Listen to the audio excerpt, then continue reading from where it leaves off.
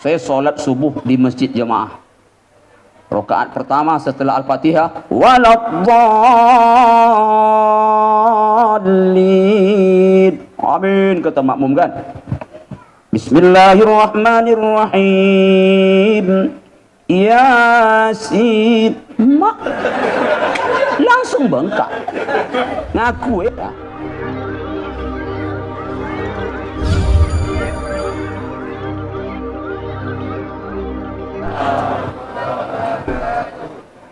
Alhamdulillah alladzi arsala rasulahu bil huda wa dinil haqq liyuzhirahu 'ala ad-dini kullihi wa kafa billahi syahida. Asyhadu an la ilaha illallah wahdahu la syarikalah wa asyhadu anna Muhammadan 'abduhu wa rasuluh la nabiyya ba'dah. Rabbi shrah li sadri wa yassir li amri wahlul 'uqdatam min lisani yafqahu qawli. Qala Allah Ta'ala fil Qur'anil Karim, a'udzu billahi minasyaitonir rajim. Laqad kana lakum fi Rasulillahi uswatun hasanah liman kana yarjullaha wal yawmal akhir wa dzakarallaha katsira. Shadaqallahul azim. Yang sama-sama kita muliakan dan semoga dimuliakan oleh Allah Ta'ala Bapak Sekda Kabupaten Indragiri Hilir, yang kita muliakan dan semoga dimuliakan oleh Allah Ta'ala Ibu Ketua KKIH Pekanbaru, yang saya muliakan dan semoga dimuliakan oleh Allah Ta'ala bapak-bapak, para tokoh, sesepuh warga Inhil yang ada di kota Pekanbaru, seterusnya bapak-bapak, ibu-ibu, jemaah hadirin hadirat rahimakumullah. Pertama sekali kita ucapkan alhamdulillahirabbil alamin. Kita bersyukur dan memuji Allah Ta'ala karena sampai hari ini tak berhenti kita menerima banyak nikmat darinya. Bahkan Allah berjanji jika kita mau bersyukur, nikmat ditambah lagi. Tapi kalau tidak mau bersyukur, awas, azab Allah itu sangatlah pedih. Semoga kita termasuk hamba yang pandai bersyukur kepada Allah Ta'ala. Amin ya rabbal alamin. Kita perbanyak pula salawat serta salam kita mohonkan kepada Allah Ta'ala, semoga selalu dilimpah curahkan kepada Nabi tercinta Muhammad sallallahu alaihi wasallam. Kita ucapkan Allahumma salli ala Sayyidina Muhammad wa ala ali Sayyidina Muhammad. Dengan sering bersolawat, semoga syafaatnya dengan izin Allah Ta'ala kita peroleh di hari kiamat nanti. Amin ya rabbal alamin. Tadi Bapak Sekda berpantun, kemudian Abang Da saya berpantun. Ibu pantun tadi, Bu, biar saya wakili. Orang bersilat jurusnya jitu, tak usah dilawan si anak kecil. Banyak orang hebat di Pekanbaru, ketahuilah itu kebanyakan orang Inhil.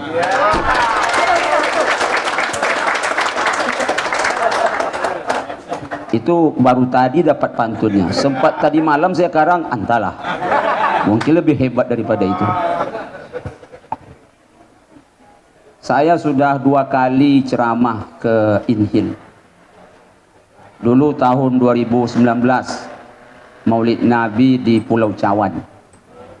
Kemudian awal tahun 2022 bulan Februari dibawa oleh Ustadz Rizal, Imam Besar Masjid Al-Huda, ke Teluk Pinang, ke Sungai Empat, kemudian ke Mandah. Kemudian Maulid Nabi ini juga dibawa ke Inhil, tapi tak ada waktu dan kesempatan. Ternyata tak bisa ke Inhil bertemu dengan orang Inhil di sini. Masya Allah. Baik Bapak Ibu jemaah yang saya muliakan, hari ini Ahad 20 Rabiul Awal di tahun 1444 Hijriah. Di bulan Rabiul Awal ini ada 3 peristiwa luar biasa berkaitan dengan Nabi Muhammad SAW. Yang pertama, Nabi lahir di bulan Rabiul Awal. Yang kedua, Nabi hijrah di bulan Rabiul Awal.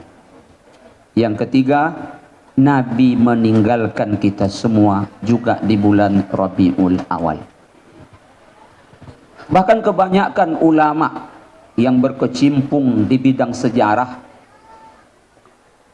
bukan hanya bulan yang sama, ternyata hari tanggal pun sama.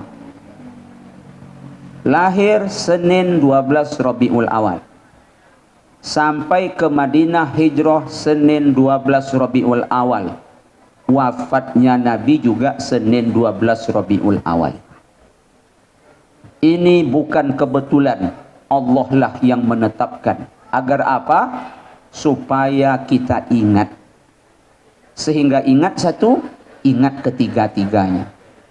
Ingat lahirnya, ingat langsung hijrahnya, ingat pula wafatnya.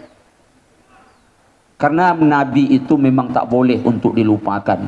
Apa sebab? Jasanya begitu besar untuk kita semua. Karena itulah Allah Ta'ala berfirman di dalam Al-Quran Az-Zariyat ayat 55. Wazakir fa inna zikratan fa'ul mu'minin. Tetaplah beri peringatan. Karena peringatan itu mendatangkan banyak manfaat untuk orang beriman. Apalagi mengingat kelahiran Nabi Muhammad sallallahu alaihi wasallam. Bapak-bapak, ibu-ibu, jemaah yang berbahagia. Saya yakin semua kita yang hadir ini pasti ingin bahagia di dunia dan bahagia di akhirat. Bahagia di akhirat maksudnya adalah ingin masuk ke dalam surga. Dan kalau ingin masuk ke dalam surga jangan tanggung-tanggung.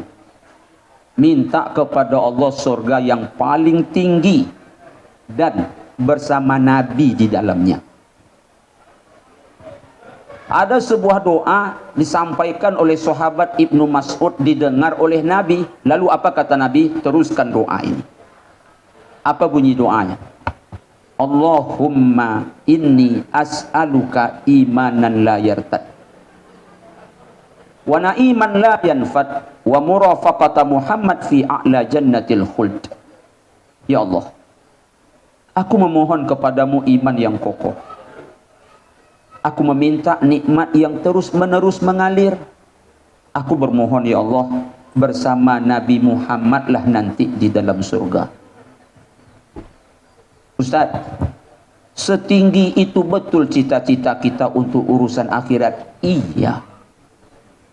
Bukan sekedar masuk surga, tapi masuk surga bersama Nabi. Inilah cita-cita kita. Dan itu tidak mustahil, tetapi sangat-sangat mungkin. Kaum muslimin, kaum muslimat yang berbahagia, surga itu memang indah. Usahakan yang paling atas, yang paling bawah saja sudah sangat indah. Orang yang terakhir masuk surga adalah orang yang terakhir keluar dari neraka. Begitu kata Nabi dalam hadis riwayat Imam Al-Bukhari. Siapa orangnya? Nabi tak sebut. Yang jelas bukan orang inhil. Orang inhil ini nanti insya Allah masuk surga rombongan awal bersama Nabi di surga paling tinggi. Lalu apa kata orang yang terakhir masuk surga ini? Ya Allah, sampaikanlah aku ke surga. Lalu singkat cerita, bersusah payah, kemudian sampailah dia ke pintu surga. Begitu sampai ke pintu surga tadi, lalu Allah buka pintu surga tersebut. Ya Allah, masukkan aku ke dalamnya. Singkat cerita, dia pun sampai ke dalam surga. Lalu begitu sampai ke dalam surga, apa kata Allah? Udkhulul jannah fa innalakal jannah mislud dunya wa asyrata amsalihah. Masuklah engkau ke dalam surga ini. Untukmu seorang, surga itu 10 kali lipat lebih hebat daripada dunia dan isinya. Untuk dia sendiri. Siapa? Yang terakhir masuk. Tapi setelah mendengar hadis ini, jemaah yang berubah pula, yang ini aja lah Pak Ustaz. Kan dah lumayan tu dah. 10 kali lipat lebih hebat daripada dunia. Memang, tapi terakhir masuk. Mau masuk terakhir? Ah, janganlah. Masuklah di rombongan awal bersama Nabi di surga paling tinggi. Caranya bagaimana? Tauladani beliau. Dijamin kita bahagia di dunia, dijamin kita akan bahagia di akhirat. Tapi kalau tidak mentauladani Nabi, sengsara di dunia, sengsara di akhirat. Ada orang banyak jasa kepada Nabi. Jemaah pasti tergambar siapa orang yang kita maksud. Abu Talib. Abu Talib itu 48 tahun bersama Nabi dalam suka dan duka. Abu Talib itu sayang betul sama Nabi. Abu Talib itu cinta betul sama Nabi. Abu Talib itu selalu pasang badan untuk menyelamatkan Nabi. Kalau boleh kita ibaratkan Abu Talib tembok tebal, tinggi dan kokoh, sulit untuk ditembus. Umur 40 tahun Muhammad diangkat jadi Rasul. Mulailah berdakwah. Ketika berdakwah tantangan berat, tantangan hebat. Siapa yang melindungi dan menyelamatkan Nabi dari tantangan tadi? Abu Talib. Sehingga mereka tak berani macam-macam. Akhirnya leluasalah Nabi dalam berdakwah. Kaum muslimin, kaum muslimat yang berbahagia. Lalu singkat cerita, Abu Talib wafat. Ketika dia akan wafat, Nabi datang ke rumahnya. Ternyata di rumah Abu Talib sudah ada Abu Jahal dengan Abdullah bin Abu Umayyah. Sampai ke rumah Abu Talib, apa kata Rasulullah sallallahu alaihi wasallam? Wahai paman, ucapkan la ilaha illallah. Selangkah lagi Abu Talib nak masuk surga sama Nabi. Selangkah lagi. Tapi syarat, ucapkan la ilaha illallah. Tak mau Abu Talib. Kemudian di samping Abu Talib tadi ada siapa? Abu Jahal. Di sebelahnya ada siapa? Abdullah bin Abu Umayyah. Apa kata orang berdua ini? Jangan Lip, jangan. Dia panggil Lip aja. Tak usah Lip. Usah kau percaya dengan budak ni, pembengak ni. Kata Nabi, paman, ucapkan la ilaha illallah. Kalau paman ucapkan la ilaha illallah, saya akan pasang badan di akhirat seperti paman pasang badan di dunia menyelamatkan saya. Sebagai mana paman menyelamatkan saya di dunia, saya akan selamatkan paman di akhirat. Akhirnya, apa kata Abu Talib di ujung-ujung kehidupannya? Aku tetap di atas agama Abdul Muttalib. Meninggallah Abu Talib. Meninggalnya Abu Talib ini dalam keadaan kafir. Iba hati Nabi. Karena apa? Abu Talib ini banyak jasa. 48 tahun dalam suka dan duka. Makanya tahun itu disebut dengan tahun kesedihan. Yang disedihkan Nabi bukan karena Abu Talib itu mati, tapi mati dalam keadaan tak beriman tadi. Apa kata Nabi? Akan kumohonkan ampunan kepada Allah untuk engkau wahai paman. Turun ayat melarang Nabi mendoakan pamannya. Apa ayat yang turun? Makana lin nabiyyi walladzina amanu ay yastaghfiru lil musyrikin walau kanu uli qurba.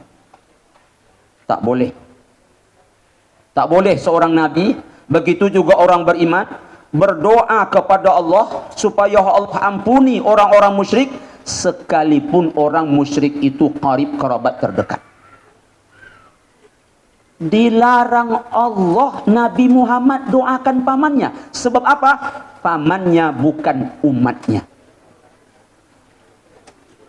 Kita yang tak ada jasa kepada Nabi sedikit pun justru mendapatkan doa Nabi. Kita memang bukan paman Nabi, kita memang bukan keponakan Nabi, tapi kita umat Nabi.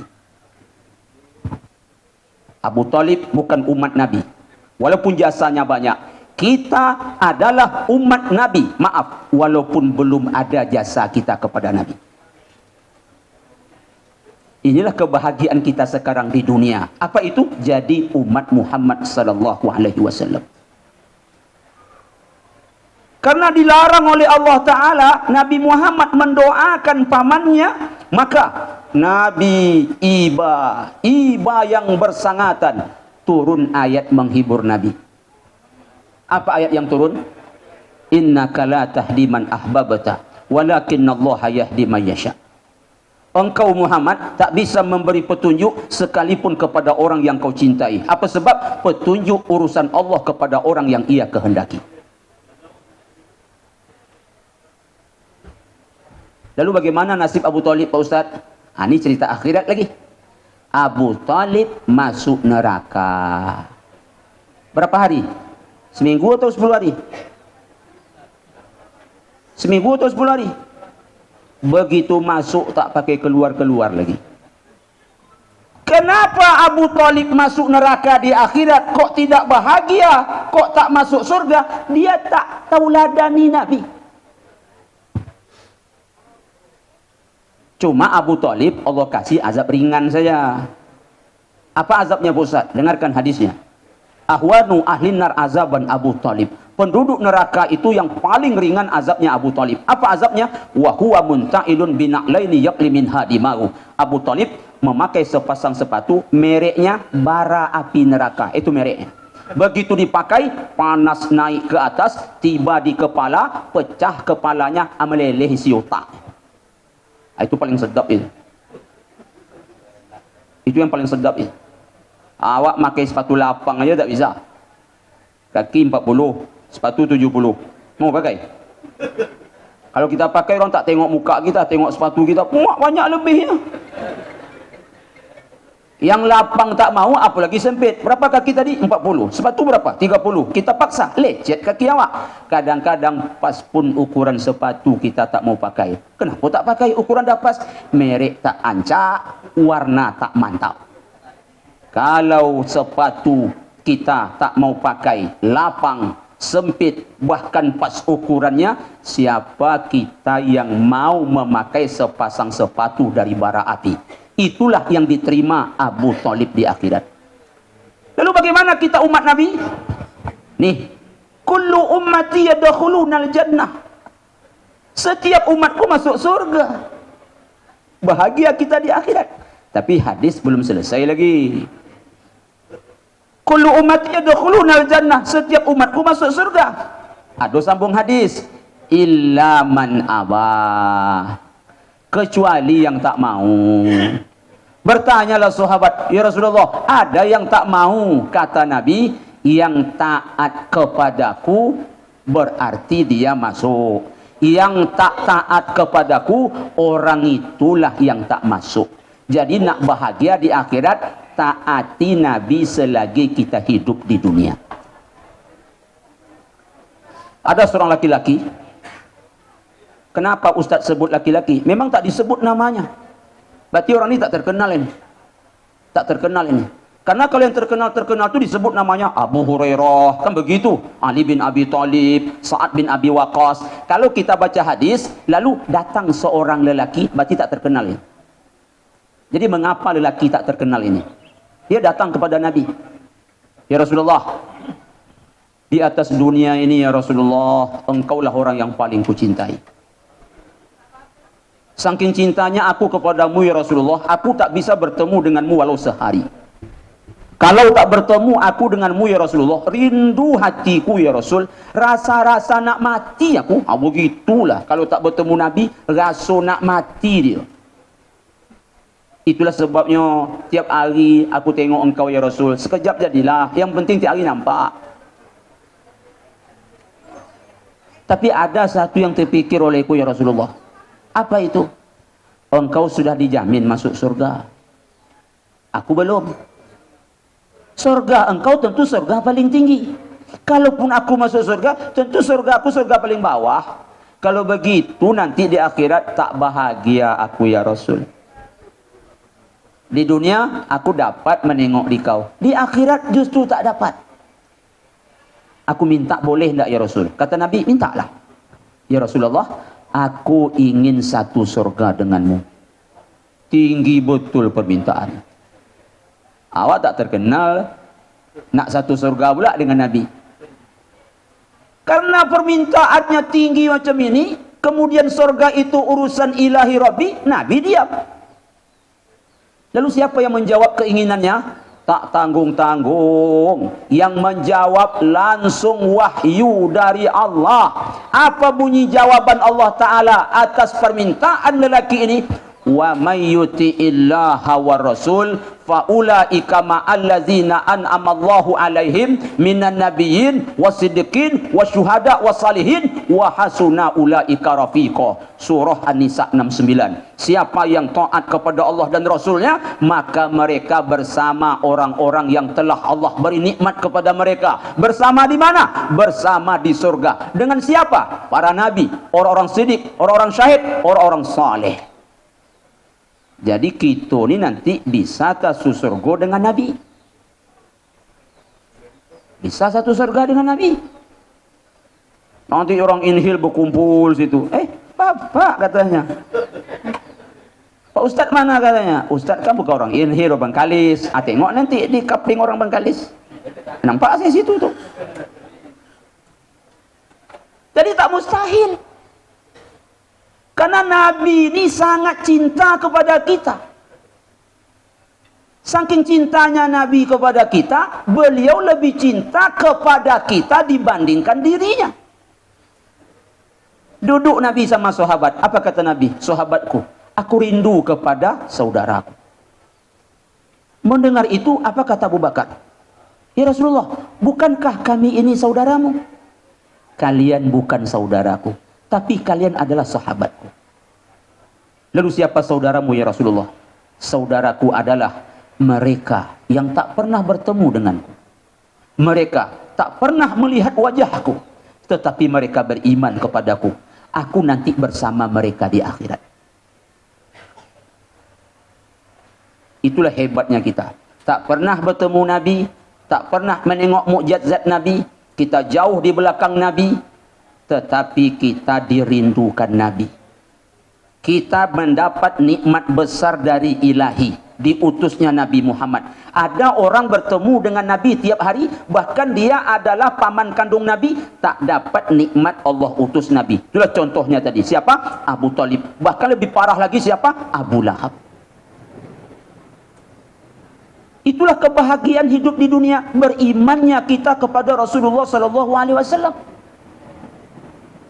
Kita jadikan beliau sebagai suri tauladan. Dan apabila kita cinta kepada Nabi, Nabi itu pun lebih dahsyat cintanya kepada kita. Bagaimana cinta Nabi? Waktu Nabi nak meninggal, tentu datang malaikat maut. Teman malaikat maut, malaikat Jibril. Malaikat Jibril kasih berita, Muhammad kau masuk surga, bidadari udah berbaris, malaikat udah berbaris menunggumu. Nabi tak bahagia walaupun berita dapat masuk surga. Karena apa? Nabi teringat kita. Umatku macam mana? Umatmu umat pertama masuk surga. Jemaah, dicabutlah oleh malaikat maut nyawa Nabi. Pelan-pelan, pelan-pelan, pelan-pelan. Apa kata Nabi? Wahai maut, alangkah sakitnya rasa mati. Kata malaikat maut, Muhammad, cara ini tak pernah kulakukan sebelumnya dan setelahmu. Ini khusus untukmu. Cara paling pelan ini hanya untukmu. Tapi apa kata Nabi? Wahai maut, alangkah sakitnya rasa mati. Sehingga apa kata Nabi? Wahai maut, kalau begini rasa sakitnya mati, pikulkan rasa sakit mati yang akan dialami umatku kepadaku sekarang juga. Biar ku tanggung sendiri. Apa tujuan Nabi? Agar ketika kita mati, kita tak merasa sakit. Apa sebab? Nabi dah pikul. Begitu cintanya beliau kepada kita. Inna lillahi wa inna ilaihi raji'un. Nabi pun wafat. Setelah Nabi wafat, berakhir cinta Nabi. Tidak, bersambung sampai ke akhirat. Bersambung sampai ke akhirat. Jemaah, besok ibu-ibu, mohon maaf ibu yang tersinggung ya, bapak-bapak. Besok ibu-ibu di akhirat yang ngomong seperti ini. Abang, manu abang bang? Tolong ya ayang bang. Mungkin ada suami ibu yang jawab, abang azab. Semoga tak begitulah jawaban kita nanti. Bapak pun nanti di akhirat jangan seperti itu pula. Yang mano yang tolong abang yang? Apa kata ibu nanti? Ya yang lebih azab daripada abang bang. Saya tak ngawur ngomong seperti itu. Ada dalilnya. Yauma yafirrul mar'u min akhihi wa ummihi wa abihi wa sahibatihi wa bani.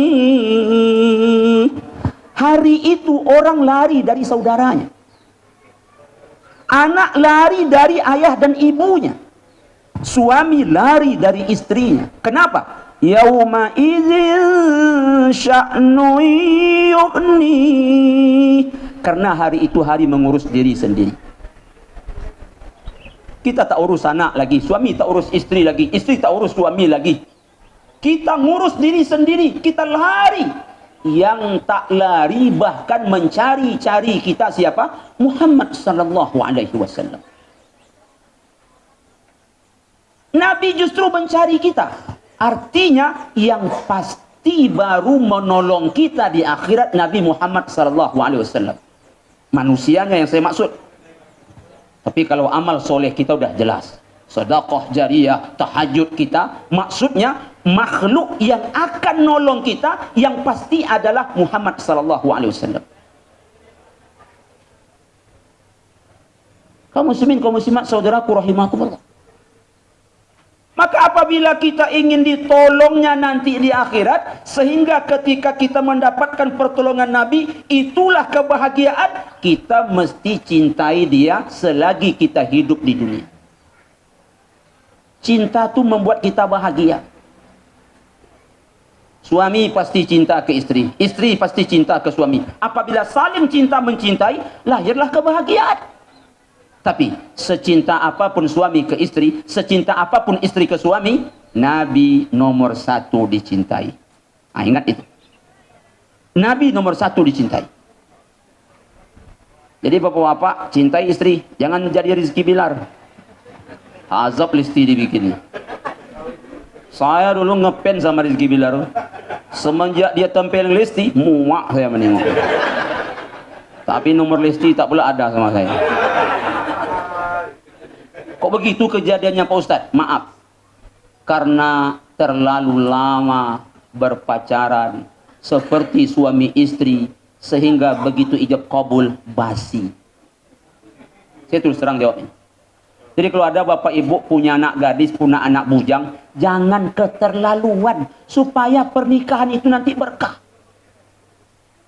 Ini pacaran 5 tahun, nikah 5 hari. Aneh. Orang pacaran itu setelah akad nikah. Ketika pacaran mesranya minta ampun, baru jam 8 malam dah nelpon pacarnya. Udah tahajud, baru jam 8 malam. Begitu dah nikah, usahakan tahajud. Selama maghrib aja tinggal. Lucu tuh. Orang bercewek ini banyak pembengaknya. Banyak pembengaknya si cewek ini, usahlah percaya lagi.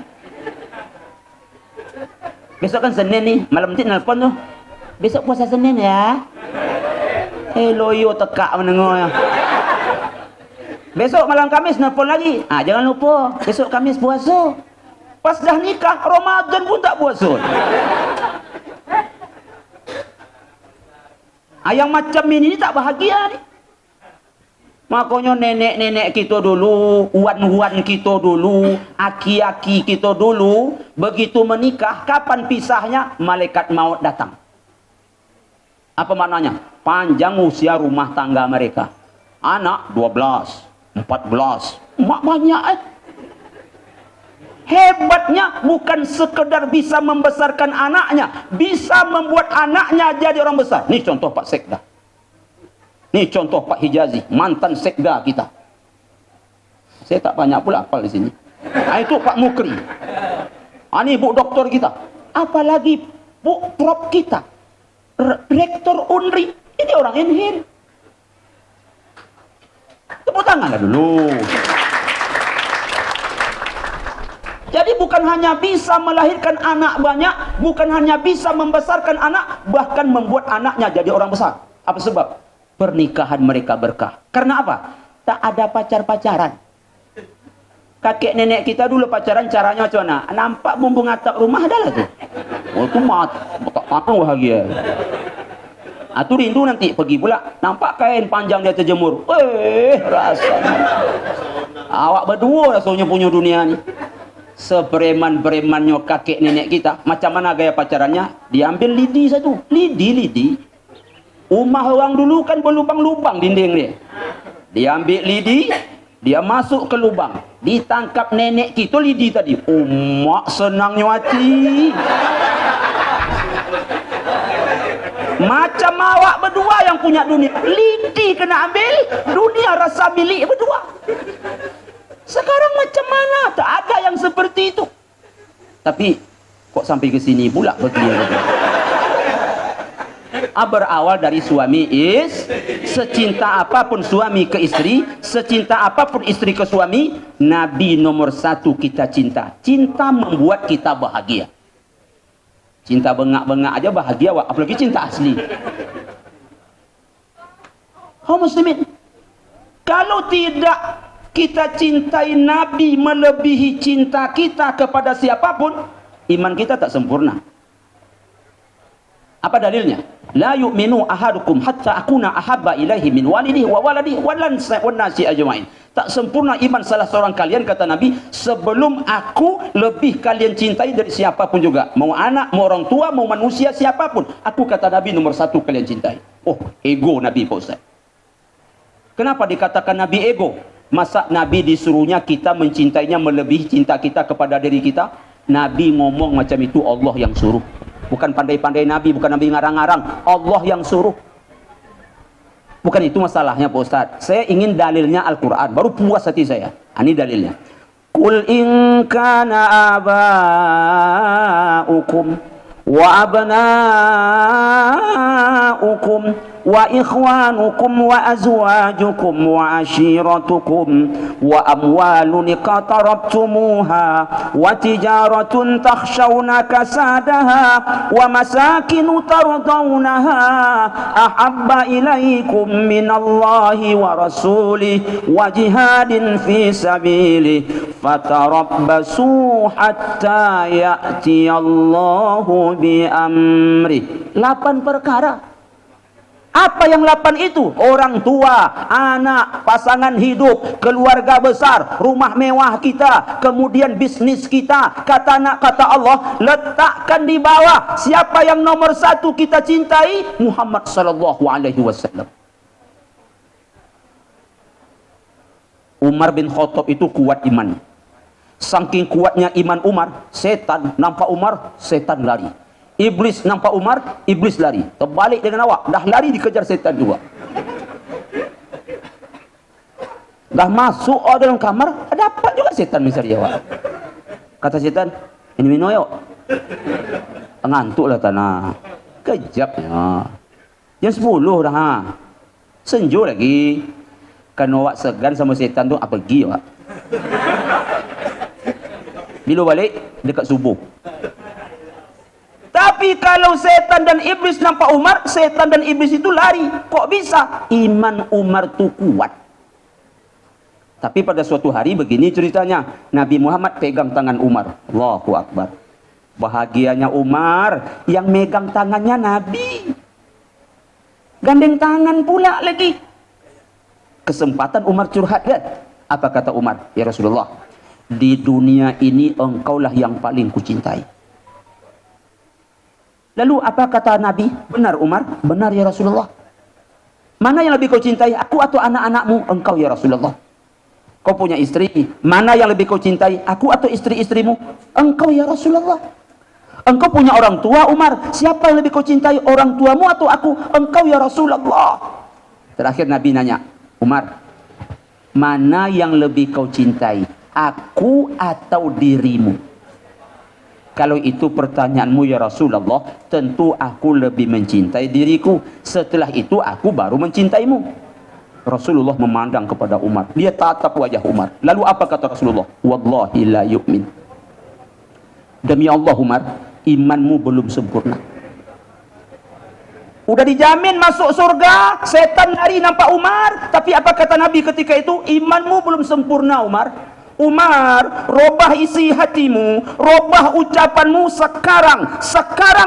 Rasul ulang 3 kali. Aku nomor 1 kau cintai. Apa kata Umar? Mulai hari ini Rasulullah, engkau nomor 1 ku cintai. Kata Nabi, baru imanmu sempurna.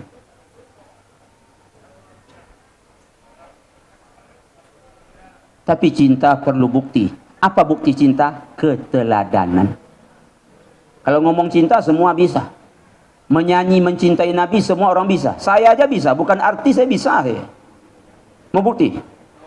Sallallahu ala Muhammad sallallahu alaihi wasallam, sallallahu ala Muhammad sallallahu alaihi wasallam.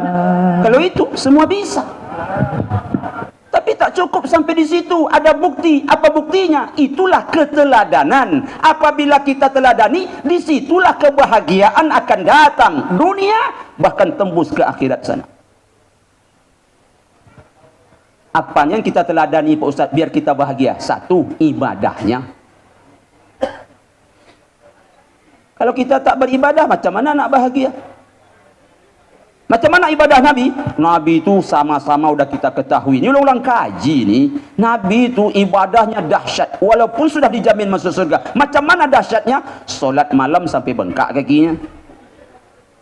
Awak kalau solat bukan kaki bengkak, hati bengkak. Lain pula yang bengkak. Nabi kaki bengkak, awak hati. Ustaz, aduh, mana pula? Saya contohkanlah. Saya solat subuh di masjid jemaah. Rakaat pertama setelah Al-Fatihah, waladdallin. Amin, kata makmum kan. Bismillahirrahmanirrahim. Yasin. Mak langsung bengkak. Ngaku ya. Langsung kontan. Gawat nih. Yasin sampai selesai kah? Ada kacau pikiran. Itu bengkak yang saya maksud. Sampai selesai bahaya nih. Sampailah kepada ayat Salamun qaulam mir rabbir rahim. Saya teruskan. Bengkaknya makin besar makin kecil. Makin besar lah. Sampai kepada ayat Al-yawma nakhtimu ala afwahihim wa tukallimuna aydihim wa tashhadu arjuluhum bima kanu yaksibun. Kan gaya-gaya nak ruku tak jadi ruku. Makin kesal jemaah. Apa katanya? Sangko ruku upu tak jadi pula. Akhirnya selesailah Yasin. Rakaat pertama tu. Rakaat kedua tak panjang loh, tapi lumayan lah. Amma yatasaalun. Amma yatasaalun anin naba'il azim. Terus kapan bengkak tadi meletus? Pas salam. Assalamualaikum warahmatullahi. Assalamualaikum warahmatullahi. Gilo barangnya. Gilo katanya awak. Awak imam solat dia. Gilo katanya. Apa sebab? Hati dia bengkak. Kenapa bengkak? Solat ayatnya panjang. Kalau Nabi kaki bengkak, awak hati bengkak. Saya kan terlambat datang ni. Saya akui aja. Tapi yang SMS saya jangan marah pula ya. Yang WA saya jangan marah pula. Saya memang jam 2 dapat undangan tu. Upo terlambat. Tapi menjaga kode etik jurnalistik kita rahasiakan yang WA itu. Jadi saya lambat datang. Kemudian sudah lambat datang ceramah panjang pula. Itu bengkak hati jemaah. Lambat ceramah panjang pula. Andai saya ceramah sampai jam 5 takkan bengkak kaki jemaah. Yang bengkak apa? Hati. Pas ceramah selesai bertanya lah, siapa ngundang budak? Panjang ceramah azab macam ini nih. Tapi enggak lah, itu dugaan saya aja. Tapi enggak lah macam itu. Insya Allah tak macam itu. Pak Ustaz, ya. Lalu apa bentuk teladan Nabi lagi yang mesti kita contoh, Pak Ustaz, agar kita masuk surga? Ya mah, masuk surga tu jangan seorang-seorang. Bawa anak bini kita masuk surga. Apa dalilnya? Ya ayyuhalladzina amanu qu anfusakum wa ahlikum nar. Apa dalilnya? Jannatu adnin yadkhulunaha wa man salaha min abaihim wa azwajihim wa dzurriyyatihim wal malaikatu yadkhuluna alaihi min kulli bab. Ar-Ra'd ayat 23. Masuk surga. Surga apa yang kita masuki? Surga Adanen. Dengan siapa kita masuk? Reuni kita di situ bersama keluarga kita, kakek nenek kita, kita suami istri sampai ke anak cucu kita. Jangan masuk sendiri-sendiri, tapi bawa keluarga kita. Caranya macam mana? Tiru puluh Nabi dalam berkeluarga. Kata Nabi dalam hadis, khairukum li ahli wa ana khairukum li ahli. Orang yang paling baik di antara kalian yang paling baik kepada keluarganya. Aku paling baik kepada keluarga aku. Ini Pak ni mohon maaf ya Pak Nabi itu Pak Nabi, Rasul. Bapak kepala dinas, camat, tinggi Nabi lagi. Itu maksud saya. Singgung pula lagi. Mak Ustaz direndahkannya. Bukan itu maksud saya. Membandingkan aja. Kalau tersinggung apa boleh buat lah. Siapa bapak? Kepala dinas, kepala kantor. Nabi apa? Kepala di atas kepala. Itu maksud saya. Tapi walaupun Nabi kepala di atas kepala, bahkan pemimpin para Nabi dan Rasul, tiba di rumah, Nabi itu suami. Mengapa Nabi? Koyak sepatu jahit sendiri. Nampak piring mangkuk dicuci Nabi. Nampak sampah disapu Nabi. Tapi Aisyah pengertian. Tolong garis bawah ini ibu-ibu. Nampak Nabi nyapu, Aisyah tangkaplah sapu tu. Abang, dia pula nyapu itu hebatnya Aisyah. Nampak Nabi tak nu cuci piring, ditangkap Aisyah piring tu. Abang, ni kecuyayang ni. Apa maksud Pak Ustaz? Kami nak juga basuh piring, tapi takut ibu kecanduan. Tahu kami piring kotor tu bisa kami nyucinya, tapi semenjak kami pandai nyuci, ibu tak pandai nyuci lagi. Asus sudah masak berlonggok piring tu. Asus sudah makan berlonggok piring tu. Bertanya anak, mak tak cuci piring. Ayah dia kau dah pandai dah. Aku tak jadi kami nolong.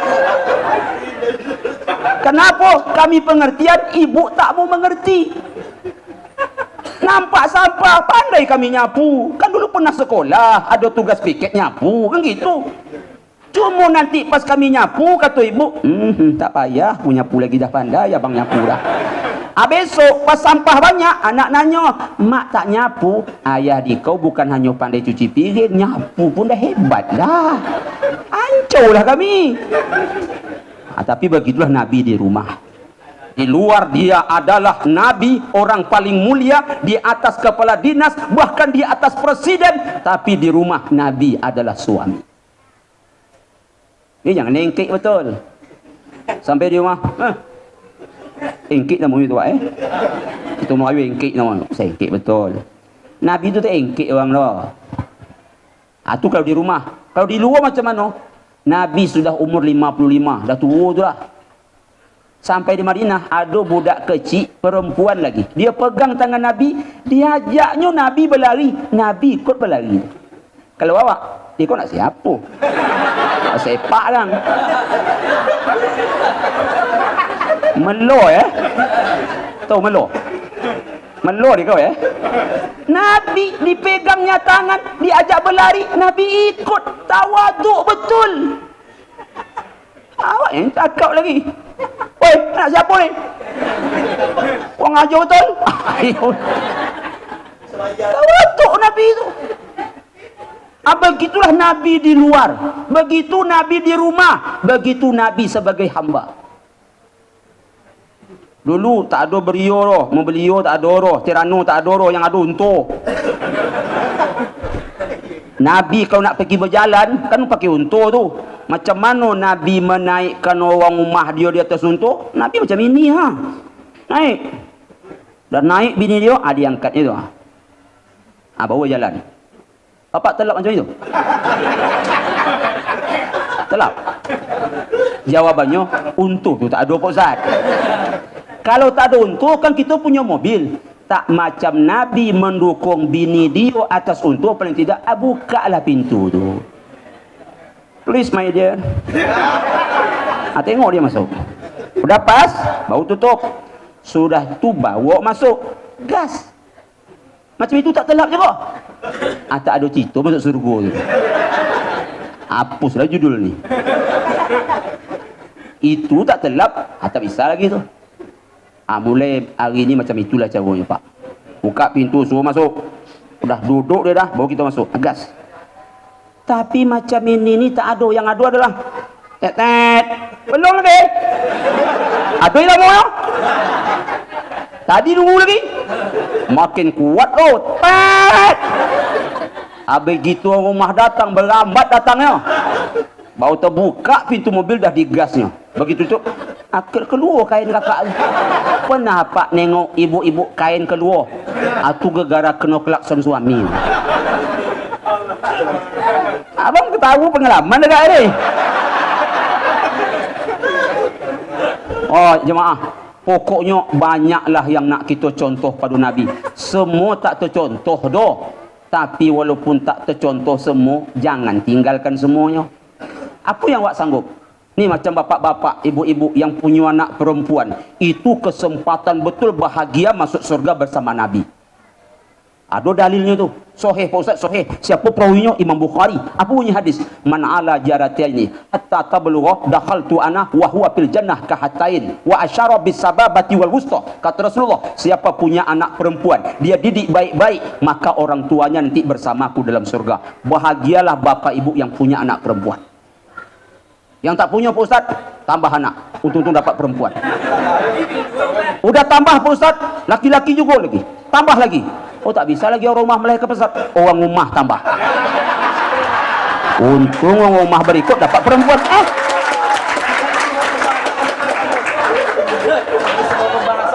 Ini yang paling bagus. Tapi nak masuk surga sama Nabi, anak laki-laki semua. Tambah laki-laki juga lagi. Tambah laki-laki juga lagi. Tambah tak bisa lagi. Kakak tu dah menopause dah. Tentu orang rumah tambah. Kami orang Pak Neng Pak. Orang kami Melayu tu kalau banyak anak perempuan senangnya hati dia. Apa kata bini dia sama laki dia? Bang, alhamdulillah le bang, 5 anak awak betina semua. Kenapa begitu pula? 30 kali 5 150 juta. Itu pun ingat sama dia. Bukan ingat punya anak perempuan masuk surga sama Nabi, tapi punya anak perempuan dapat duit anto belanja. Makanya saya mencari rumah jauh-jauh ke Pariaman gratis. Orang Melayu ni banyak cantik-cantik. Saya gemong orang Melayu ni. Tapi pasaran waktu itu 20 juta. Awak bawi sudah, tinggal di masjid, nyapu lantai, gaji sebulan 100.000, nak dicari 20 juta, jadi bujang lapar. Akhirnya saya pergi ke Pariaman cari rumah. Alhamdulillah dapat pula. Dapat pula. Kenapa? Sebab saya dapat info lelaki dibeli. Daripada membeli, lebih cantik kena beli. Ini jujur ni. Dah dapat saya pergi saya rumah mak dia. Mak ayah saya tak tahu di kampung ni. Ini berani-berani saya aja ni. Setelah bercerita-bercerita sampailah yang tadi tu. Kira-kira berapa duit antum belanja? Kena juga kata saya. Awak nak ngelak itulah. Itu ditanya. Dengan lugunya apa kata saya? Mak, tapi saya dapat kabar kalau dapat orang Pariaman kena beli. Itu kalau Pariaman sama Pariaman. Sementara Ananda orang Melayu. Orang Melayu pakai duit antum belanja. Menung saya kejap mencari jawaban. Dapat jawabannya. Yang pakai belanja tu Melayu sama Melayu. Bukan Melayu dengan Pariaman. Rau permainan. Awak tak kena beli tapi tidak membeli. Jadilah saya dapat 3 anak. Untung dapat perempuan 1. Kalau tak dapat perempuan, belum tahu lagi. Jamaah, waktu asar sudah masuk. Inilah yang dapat saya sampaikan. Semoga kita jadikan Nabi sebagai tauladan. Bagian mana yang kita sanggup, yang sanggup itu diikuti. Karena tak semua kita sanggup mengikuti Nabi. Yang hidup zaman Nabi aja tak sanggup mirip seperti Nabi. Abu Bakar tak persis seperti Nabi. Umar tak persis seperti Nabi. Utsman tak persis seperti Nabi. Ali tak persis seperti Nabi. Walaupun hidup bersama Nabi. Apalagi awak yang jauh di belakang. Kalau tak persis macam mana Pak Ustaz? Ampunan Allah lah lagi yang awak harapkan. Terima kasih atas perhatian. Mohon maaf banyak kekurangan. Mohon maaf banyak kekurangan, dan kepada Allah kita minta ampun. Dan terakhir kita tutup dengan doa. Semoga Allah kabulkan doa kita. A'udzubillahi minasyaitonirrajim. Bismillahirrahmanirrahim. Alhamdulillahirabbil alamin. Wassalatu wassalamu ala asyrafil anbiya'i wal mursalin wa ala alihi wa ashabihi ajma'in. Allahumma ighfir lana dzunubana wali walidina warhamhum kama rabbawna shighara. Ya Allah, ampuni dosa kami, dosa ayah ibu kami, yang kecil sampai yang besar, dosa yang lama, dosa yang baru, dosa yang kami masih ingat dan yang sudah terlupakan, yang kami lakukan terang-terangan dan yang kami lakukan sembunyi-sembunyi. Ampuni semuanya ya Allah. Ya Allah ya Arhamar Rahimin, kami cinta kepada Nabi-Mu ya Allah. Kami rindu ingin bertemu dengannya di akhirat ya Allah. Semoga kami di surga bersamanya di dalam surga untuk selama-lamanya ya Allah. Untuk itu ya Allah, berikan kepada kami kekuatan iman, berikan kepada kami ketakwaan untuk bisa menjadikan Nabi Muhammad sebagai suri tauladan. Akan seperti Nabi kah kami? Tak mungkin ya Allah. Persis seperti dia kah? Tak mungkin. Bertemu tidak, nampak pun tidak, jauh jarak kami di belakang Nabi. Tapi kami ya Allah tetap mencintainya. Dan semoga kami di akhirat nanti mendapatkan syafaat darinya. Allahumma ya mujibah du'a isailin, jadikanlah kami ya Allah ayah yang baik, suami yang baik, pemimpin yang baik, anggota masyarakat yang baik.